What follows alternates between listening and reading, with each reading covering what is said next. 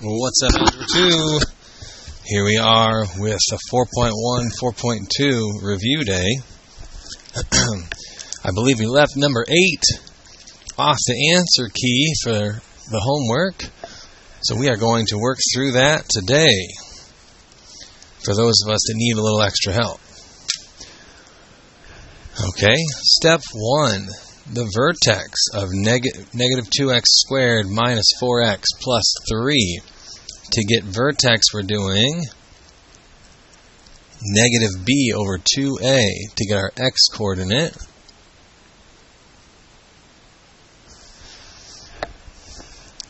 Okay. Remember, this is our a, there's our b, and there's our c. So negative b over 2 times a. So we'll have negative of negative 4 over 2 times negative 2 from our a. So that's going to be a positive 4 on top of a negative 4, which means our x number is 1 for the vertex. Negative 1. 4 over negative 4 is going to be negative 1. Okay, let's plug that negative 1 in. We got negative 2 times negative 1 squared minus 4 times negative 1 plus 3. Okay, negative 1 squared is positive 1 times negative 2 is going to be negative 2. Minus 4 times negative 1, that's going to be a negative times a negative for a plus 4 there. And we have plus 3 more. So negative 2 and 4 is going to be 2. Plus 3, our y value should be 5. So we got our vertex at negative 1, comma 5. Nope, kind of ran out of room there, didn't we? We'll write it off to the side. Okay, if we're at negative 1 comma 5 for our vertex, axis of symmetry is x equals the x coordinate, so x equals negative 1. Our y-intercept, remember y-intercept is 0 comma your y number. If I plug 0 in for the x's, 0, 0, plus 3, we're going to get 0 comma 3. So when it's written in standard form, like this, that's the shortcut for your y-intercept. It should just be the last number. In x-intercepts / roots, that is what we just did in section 2 here, 4.2. So now we're going to type it in. Okay, we got negative. Make sure we're using the negative button. 2. Okay, x button. Squared button. Minus. Make sure we use the minus instead of the negative. Okay, the calculator knows the difference between the two, and it gets mad if you use the wrong one, so make sure we're paying attention. Minus 4 times x plus 3. Graph. Okay, if you're getting some kind of an error, double check. Make sure we have the negative in front of the 2x squared and a minus in between the x squared and the x. Also, sometimes if those are highlighted, those will give us errors, so arrow up and click enter to turn that off. Make sure we don't have any other junk typed in way down there. Okay. If you are shifted or off-centered, we can go zoom. 6 for zoom standard will put us back in this normal screen here. Okay, I think that's about as many errors as I can fix through a video. Our x-intercepts or roots are where we cross the x-axis, sometimes called zeros. Okay? So we're going to go second, trace, 0. Enter. Okay, pick which one you want to go for.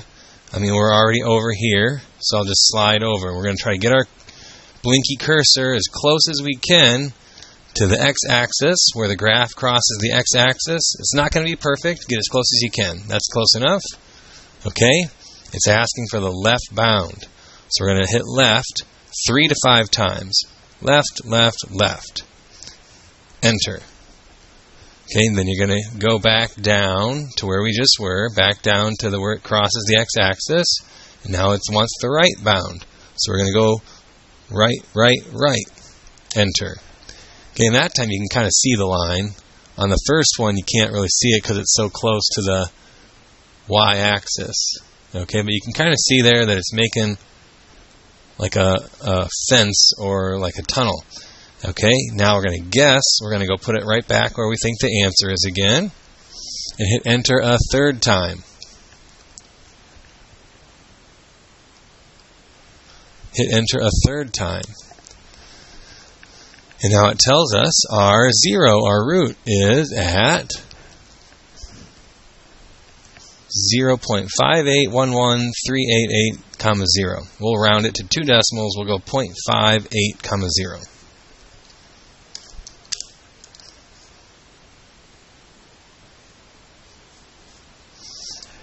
Okay, and now we need the other one. We have to do the whole process all over again.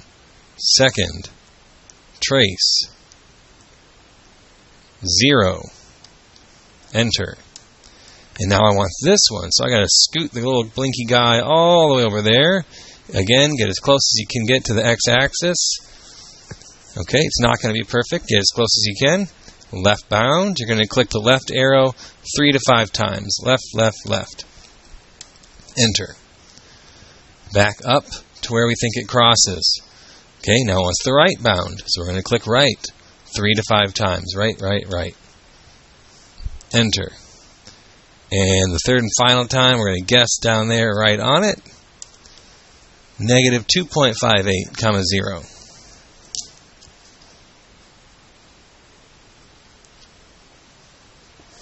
Okay. Graph everything. In the problem above it, it specified make sure we include 2 plus points on each side of the vertex. So, vertex, -1, 5.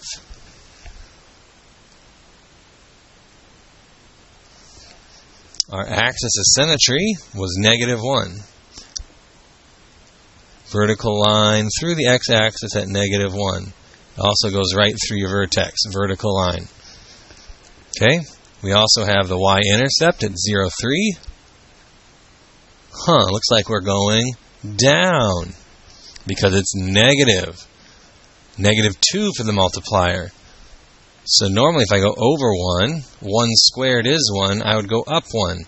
But we're timesing that by -2 for a -2, so it's going to go down 2. Okay, if we go out 2 spaces, 1, 2. 2 squared is 4. Normally we'd go up 4, but we're timesing by -2. So 4 times -2, we're going to go down 8. 1, 2, 3, 4, 5, 6, 7, 8. Okay, we can reflect those over our axis of symmetry. Symmetry meaning it's reflexive, we can flip it over. 1, 2, 1, 2. There we go. Next, our x-intercepts, our roots, our zeros. Now these are not perfect points, so we will need to label these on the graph. 0.58, 0, somewhere right around there. And -2.58. So there's -1, -2, -2.5-ish. -2.58, 0. And now we're ready to do our best to draw that parabola. Wow, there it is. And that is basically everything from 4.1 and 4.2. All right. Let's see what else we can do. Here's your worksheet for today.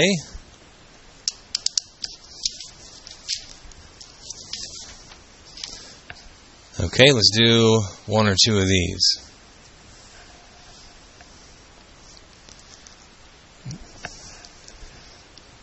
(4.1), 4.2 worksheet review. So this is just kind of like smaller pieces of that big one that we just did. Okay? Y-intercept. Should be pretty easy from standard form. Remember, y-intercept is 0, comma y. 0 squared is 0. 6 times 0 is 0. 0 plus 0 plus 3. We should have 0, comma 3. Alright, our vertex is going to be negative b over 2 times a.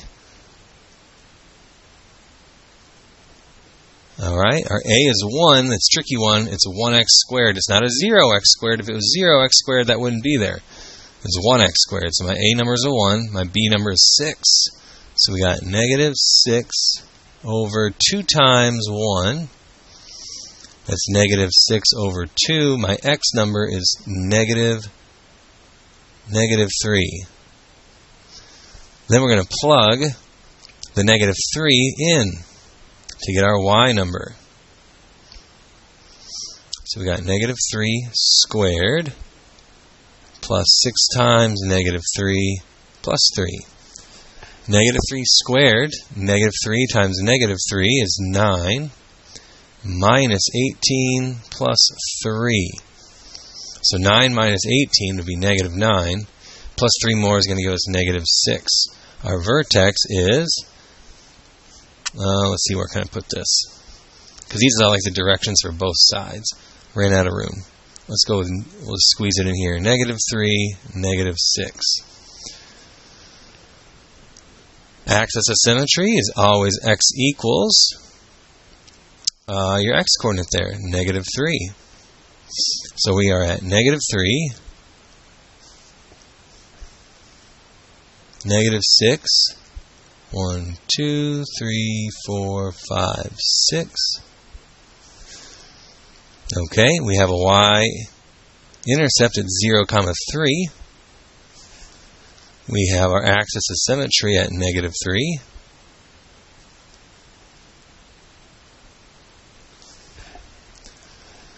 So this point can 1, 2, 3, 1, 2, 3, flip over to here. Okay, how are we going to get the rest of them? We need at least 2 points on each side. Okay, it's positive 1x squared. So go over 1, 1 squared is up 1. Go over 2, 2 squared would be up 4. 1, 2, 3, 4. We can double check this one. If you go over 3, 1, 2, 3, 3 squared is 9. 1, 2, 3, 4, 5, 6, 7, 8, 9. Okay, matches up. We can reflect these over.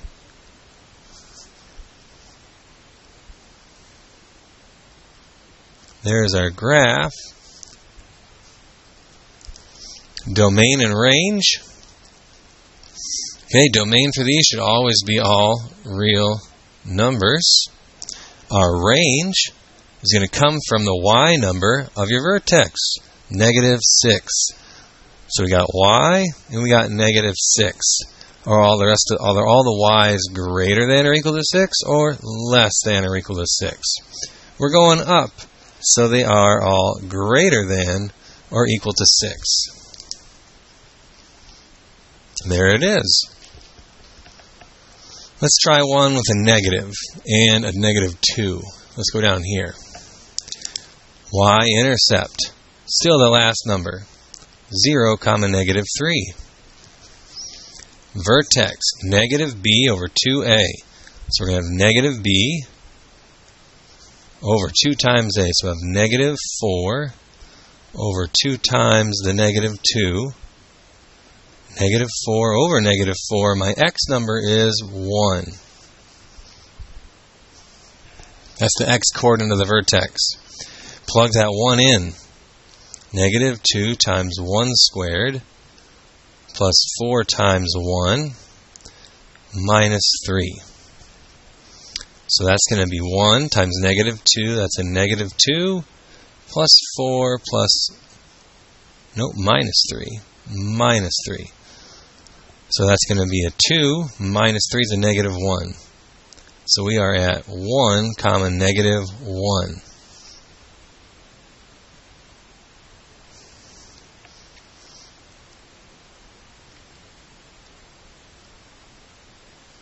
Okay, axis of symmetry is going to be x equals 1. Make sure we have that on the graph. Our y-intercept was 0, negative 3. Okay. And it's a negative 2 multiplier, so we're going to be going down, and down twice as much. Normally, if we go over 1, you'd go up 1. But we have a negative 2 multiplier, and that 1 times negative 2 is going to be negative 2, so it's going to go down 2. If we go out 2, 2 squared is 4. 4 times negative 2 is going to be negative 8. And we might run out of room here. Sorry if it doesn't fit. 1, 2, 3, 4, 5, 6, 7, 8. We'll just guess it's about there. And there is this one. Okay, domain. Always all real numbers for these graphs, for the x squared graphs. Our range, it's y, and it's the y coordinate of your vertex. Are we greater than or equal to, or less than or equal to? We're less than or equal to. Okay? And let's do 1 from the back side. Nope, we didn't put the equals 0 here on number 4. Shame. Okay, let's do, I think these work out nice. Let's make sure we do one that doesn't work out nice so we know how to round to 2 decimals. Okay, I think a couple of these are going to come out as nice numbers. You can still use your calculator to do it, but just expect maybe some like whole numbers or 0.5s up there on the top. I think, pretty sure number 3 was not a nice one. Okay, so nice and slow. Okay, we're coming up with the zeros on the calculator. So step 1, let's start from the beginning. Push y equals 2x squared plus 6x plus 2. Okay, 2, x button, x, and then the squared button gives me 2x squared plus 6x plus 2. We're not going to need the equals 0 part. That's what we're going to find. Graph. Okay. And remember, for these, we're just finding the zeros. So I got 2 of them. 1 and 1. Okay, we go second, trace. To get to the calculate menu, we want to calculate the zeros. I'm closest to this one already, so this is the one I'm going to do first. So you got to move your little blinky guy and get him as close as to where the graph would cross the x-axis as possible. It's not going to be perfect. Okay? Left bound is always first. Left bound. So we're going to push left 3 to 5 times. Left, left, left, left. That's probably good. Alright, back to where the graph crosses the x-axis. And now we're going to go right 3 to 5 times. Right, right, right, right. And back down to where we cross the x-axis and hit enter a 3rd time. Negative, we're going to round it to 2 decimals. Negative 0.38. So I have negative 0.38, comma 0. And we need another one. We have to do it all over again. Second trace. 0. Scoot all the way over to that one. Get as close as you can. It's not going to be perfect. Okay, left bound. Left, left, left, left. Back down. Right bound. Right, right, right, right. And back to the middle for our guess. Negative 2.62, comma 0. Ooh, good, it happened. Look at this. Okay. 1e negative 12. Ah! Capital E on your calculator means times 10 to the blank power. So this is 1 times 10 to the negative 12th power. Scientific notation, that's probably all the way back to 5th grade. Let me find a piece of paper here. So we have 1 times 10 to the negative 12th power.